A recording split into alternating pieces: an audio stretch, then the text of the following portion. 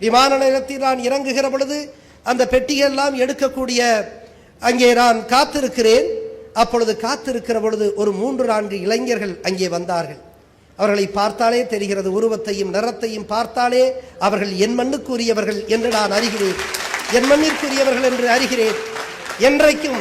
என்றைக்கும் என் மண்ணினுடைய அடையாளங்களில் எனக்கு அளப்பரிய கௌரவமும் பெருமையும் உண்டு. எனவே அப்படியே வந்தவர்கள் என்னை, ஐயா வணக்கம், நான் உங்களோடு புகைப்படம் எடுத்துக்கொள்ள வேண்டும் என்று அவர்கள் என்னிடத்திலே கேட்டார்கள். நான் கேட்டேன், நீங்கள் தமிழகத்திலே எந்த ஊர் என்று கேட்டேன். அதற்கு முன்பாக நீங்கள் எங்கே செல்கிறீர்கள் என்று கேட்டேன். நான் ஜம்மு காஷ்மீருக்கு செல்லுகிறோம் என்று சொன்னார்கள். ஜம்மு காஷ்மீரிலே என்ன செய்கிறீர்கள் என்று கேட்டேன். ஐயா, ஜம்மு காஷ்மீரிலே இராணுவத்திலே இருக்கிறோம், எல்லை பாதுகாக்கக்கூடிய பணியிலே இருக்கிறோம் என்று சொன்னார்கள். எந்த ஊர்? தமிழகத்திலே எந்த ஊர் என்று கேட்டார்கள். தென் தமிழகத்திலே. நாங்கள் ராமநாதபுரம் மாவட்டத்தினுடைய பரமக்குடிக்கு அருகே இருக்கக்கூடிய கிராமம் என்றார் ஒருவர். சிவகங்கை மாவட்டத்தினுடைய ஒரு பகுதியை இன்னொருவர் குறிப்பிடுகிறார். விருதுநகர் மாவட்டத்தில் அருப்புக்கோட்டையிலிருந்து வருகிறேன் என்று இருமாப்போடு சொன்னார்கள் எம் இளைஞர்கள், இராணுவத்திலே பணியாற்றக்கூடிய இளைஞர்கள். எனக்கு பெருமையாக இருந்தது.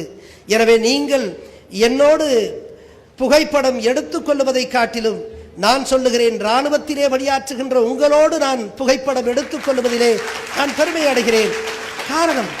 காரணம் எங்களை காட்டிலும் மகத்தான சேவையை இந்த தேசத்திற்கு நீங்கள் ஆற்றுகிறீர்கள். உண்மையை சொல்ல போனால் ஜம்மு காஷ்மீருடைய எல்லையிலே நீங்கள் போராடுகிறீர்கள். ஆக என்ன தெரிகிறது என்று சொன்னால், இந்தியாவினுடைய வடபகுதியிலே இருக்கக்கூடிய எல்லை, இன்னும் சொல்ல போனால் வட இந்திய எல்லையையே என் தமிழகத்து இளைஞர்கள் தான் இன்றைக்கு காத்து கொண்டிருக்கிறார்கள் என்று நான் அவர்களிடத்திலே பெருமிதத்தோடு சொன்னேன். எனவே நம்முடைய தமிழகம், நம்முடைய தமிழர்கள் இந்த தேசத்தினுடைய வளர்ச்சிக்கும் பாதுகாப்புக்கும் அளப்பரிய பங்களிப்பை செய்திருக்கிறார்கள். இன்றும் செய்துகிறார்கள், அன்றைக்கும் செய்திருக்கிறார்கள்.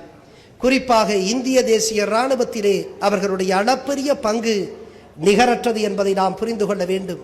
இந்திய தேசிய இராணுவத்தை 1943 சிங்கப்பூரிலே தலைமையேற்று நடத்தியவர் நேதாஜி சுபாஷ் சந்திர போஸ். நேதாஜி சுபாஷ் சந்திர போஸ் யார்?